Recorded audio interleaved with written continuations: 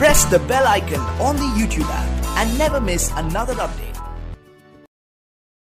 एक नया आईपीओ आज से आ रहा है। इस आईपीओ का नाम है ईएमएस लिमिटेड, है ना। और आज के वीडियो में हम इसी के बारे में बात करेंगे कि भैया इसको अप्लाई करना है या अप्लाई नहीं करना है, अवॉइड करना है, इस बारे में बात करेंगे। और सबसे इंपॉर्टेंट चीज, क्या लिस्टिंग गेन मिलेंगे, बिकॉज मैं ना उस पर ज्यादा इंपॉर्टेंस रखता हूँ। बिकॉज आई फील कि जो लोग आईपीओ में पैसा लगाते हैं वो मैक्सिमम लोग लिस्टिंग गेन के लिए लगाते हैं। तो बाकी चैनल्स पे आपको ये मिलेगा कि भैया लेना है या नहीं लेना है, बट मैं अपने चैनल में यही बताता हूँ कि आपको ऑलमोस्ट कितना लिस्टिंग गेन मिल सकता है, करीब करीब। ठीक है, तो चलिए फटाफट शुरू करते हैं। तो देखिए, ये जो कंपनी है EMS company, it was incorporated in 2012 और इसका पहले नाम हुआ करता था ईएमएस इंफ्राकॉन, है ना। और ये क्या काम करती है, ये providing water and waste water collection, treatment and disposal service. तो मतलब ये एक बहुत ही अच्छे यूनिक सेक्टर में काम कर रही है। तो एक अलग सी कंपनी है जो अच्छी लगती है, सुनने में अच्छी लगती है। ठीक है, अब आगे भी देखेंगे। अब जरा देखते हैं भाई, ये आईपीओ कब से कब तक है। ये आईपीओ ओपन हो रहा है 8 सितंबर को और खत्म होगा 12 सितंबर को। बीच में छुट्टियां हैं तो इसलिए 12 सितंबर को ये बंद होगा। लिस्टिंग डेट, इसकी लिस्टिंग डेट देखिए 21 सितंबर को है, यानी कि 21 सितंबर को ये लिस्ट हो जाएगा एनएससी बीएससी में। फेस वैल्यू 10 की है, जो कि बहुत अच्छी है। फेस वैल्यू 10 पे जब रहता है तो बहुत अच्छा माना जाता है। प्राइस क्या है, प्राइस बैंड 200 से 211 रुपीज पर शेयर। तो आपको किस पे अप्लाई करना है, अगर आप चाहते हो कि भैया आपको आईपीओ लगे तो 211 पे ही अप्लाई करना। उसके नीचे अप्लाई करने से आपको कुछ नहीं मिलने वाला। लॉट साइज 70 शेयर्स का है, मतलब मिनिमम आप 70 शेयर्स आपको अप्लाई करने पड़ेंगे। कंपनी कितना पैसा मार्केट से उठाने की कोशिश कर रही है, 321 करोड़, यानी कि मान लो 322 करोड़ कंपनी जो है मार्केट से उठाने की कोशिश कर रही है। ठीक है, अब ये जो 322 करोड़ है, इसमें से फ्रेश इशू कितना है और ऑफर फॉर सेल क्या है। 322 में से 146 जो है फ्रेश इशू है, मतलब कंपनी नए शेयर इशू कर रही है। और 175 करोड़ का जो है ये ऑफर फॉर सेल है, यानी कि जो कंपनी का प्रमोटर है या कोई उसका इन्वेस्टर है, वो अपना 175 करोड़ का माल जो है आपको चिपकाने के मूड में है। क्या बोल रहा हूं, तो ये मतलब फ्रेश शेयर कम दे रहे हैं, मैक्सिमम चिपकाने के मूड में है आपके ऊपर, है ना, आपको चिपकाने के मूड में। तो ये मुझे यहाँ पे थोड़ा सा एक प्रॉब्लम नजर आता है, थोड़ा सा प्रॉब्लम नजर आता है। अच्छा, ये उल्टा होता ना, जैसे 175 करोड़ का फ्रेश इशू है और 146 मतलब ओएफएस है, तो भी मैं मान लेता ठीक है, लेकिन यहाँ पे ठीक नहीं है। चल, अब आगे देखते हैं कि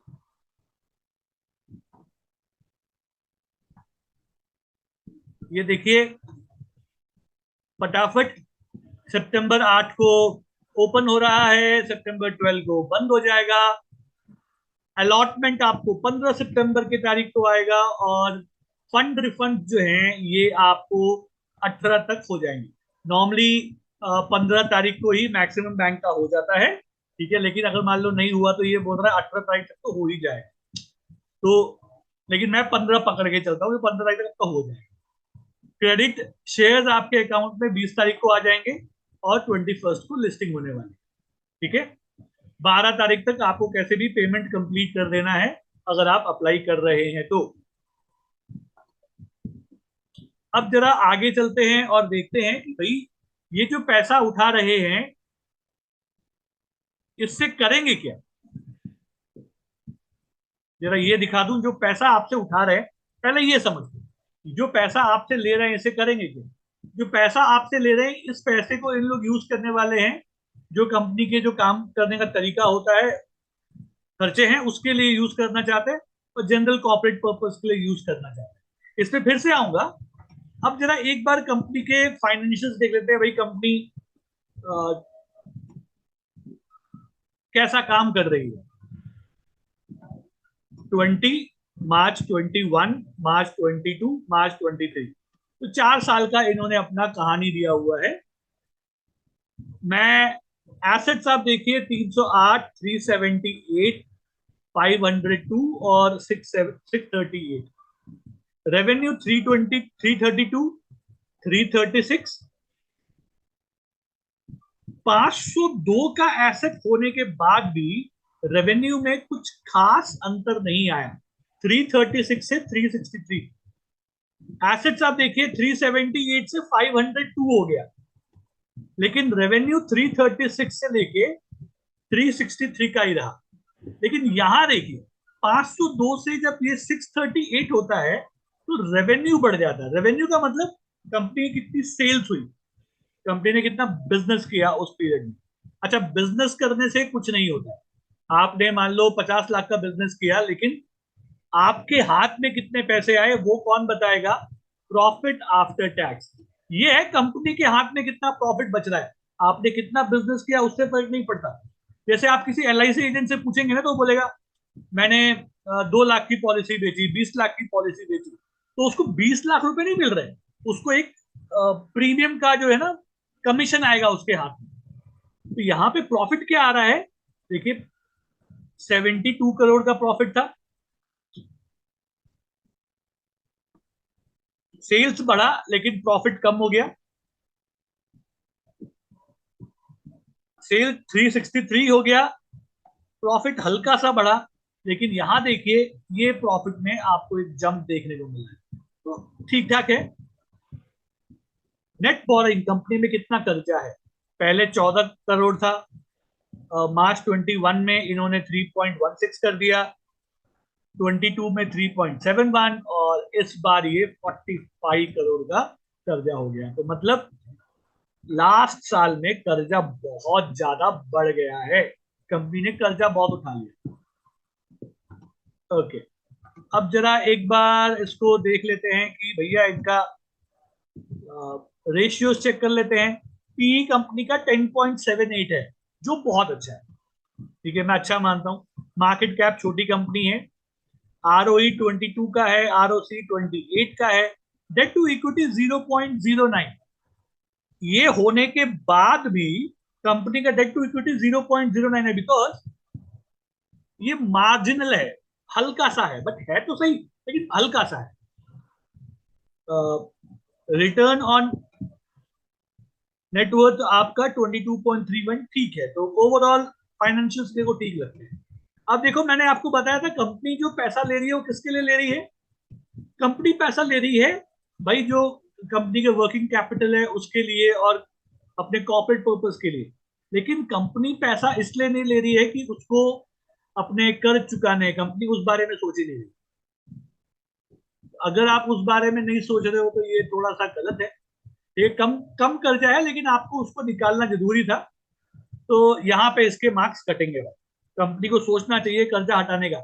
या तुम इतना पैसा ले रहे हो, 45 करोड़ हटा दो उसमें से, है ना। 45 करोड़ खत्म कर दो, उसके बाद अपनी कहानी अच्छे से स्टार्ट करो। एनीवेज, चलो अब जरा देखिए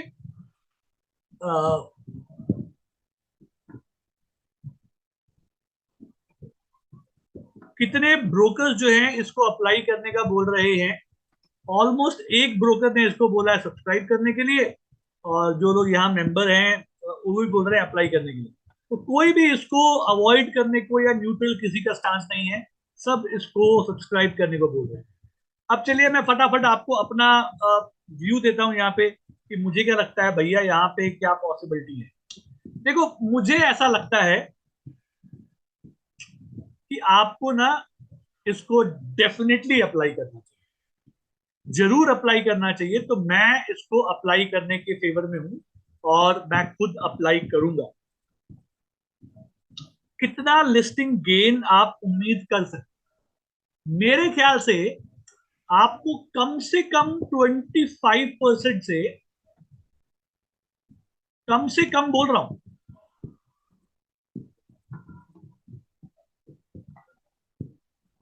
70% का गेन मिल सकता है। 70% कब? अगर बहुत अच्छा ओवर सब्सक्रिप्शन हो जाए तो। ओवर सब्सक्रिप्शन बहुत ज्यादा हो जाए तो हम मतलब आप समझो 65, 66, 70% तक के गेन देख सकते हैं। लेकिन 25% तक तो मैं मतलब बहुत आसानी से, जिसको बोलते हैं ना, इसके नीचे तो मुझे नहीं लगता कि आपको मिलना चाहिए। और एक आइडियली अगर आप निकालें एवरेज, एवरेज आप पकड़ के चले 30 से 40% का आपको मिल जाना चाहिए। बट अगर आप 25% में भी खुश रहते हैं तो आप इसको जरूर अप्लाई करिए। किस्मत ने साथ दिया तो आपको 65-70% तक के भी रिटर्न्स आपको मिल सकते हैं लिस्टिंग गेन। उसके ऊपर मिलना किस्मत, किस्मत। मार्केट बुलिश है, देखो कुछ कहा नहीं जा सकता, उसके ऊपर मिलना थोड़ा मुश्किल है। ठीक है, तो चलिए बस आज इतना ही। फिर और 2-3 आईपीओ अगले हफ्ते आने वाले हैं तो उसको फिर रिव्यू करेंगे। कोई सवाल है आपको या कुछ पूछना चाहते हैं तो आप मुझे कमेंट बॉक्स में पूछ सकते हैं। फिर आप लोग से बहुत जल्दी मुलाकात होगी। तब तक के लिए सीखते रहिए, कमाते रहिए, खुश रहिए।